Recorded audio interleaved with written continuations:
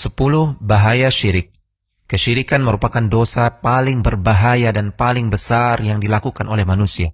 Untuk mengetahuinya lebih lanjut, berikut adalah 10 ulasan ringkas mengenai bahaya syirik. Pertama, syirik menimbulkan rasa khawatir dan hilangnya rasa aman di dunia dan akhirat. Sebagaimana firman Allah Subhanahu wa ta'ala yang artinya, orang-orang yang beriman dan tidak mencampur adukan keimanan mereka dengan kezaliman, yaitu kesyirikan, mereka itulah yang akan mendapatkan keamanan dan mereka itulah orang-orang yang mendapatkan petunjuk.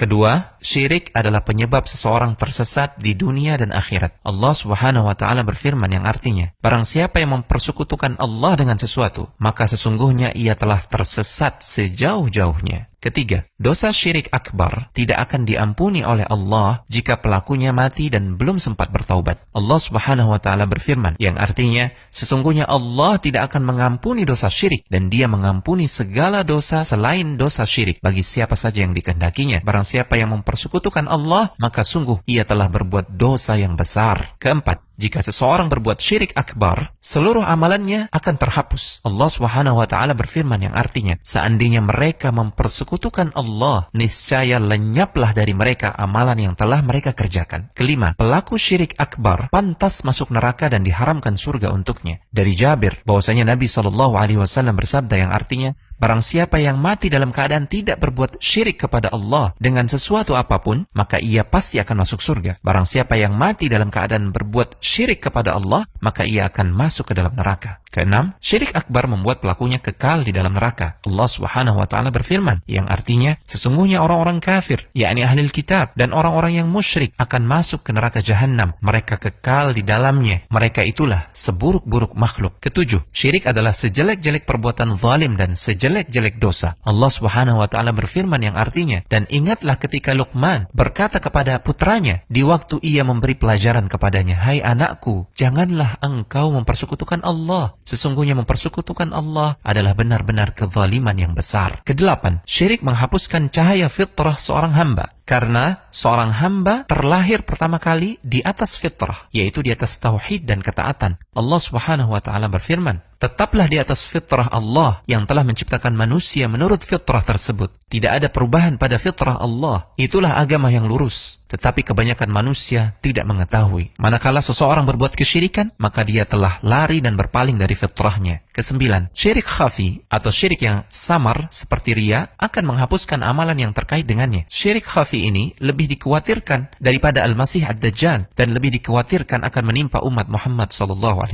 Rasulullah SAW bersabda yang artinya, maukah kamu kuberitahu tentang sesuatu yang menurutku lebih aku khawatirkan terhadap kalian daripada fitnah Al-Masih Ad-Dajjal? Para sahabat berkata, tentu saja. Beliau bersabda, syirik khafi, yaitu syirik yang tersembunyi. Manakala seseorang berdiri mengerjakan salat, dia perbagus salatnya, dia perindah salatnya karena mengetahui ada orang lain yang memperhatikannya. Kesepuluh, Allah dan Rasulnya berlepas diri dari orang-orang yang berbuat syirik. Allah Subhanahu wa ta'ala berfirman yang artinya, dan inilah permakluman dari Allah dan Rasulnya kepada umat manusia pada hari Haji Akbar, bahwa sesungguhnya Allah dan Rasulnya berlepas diri dari orang-orang musyrikin.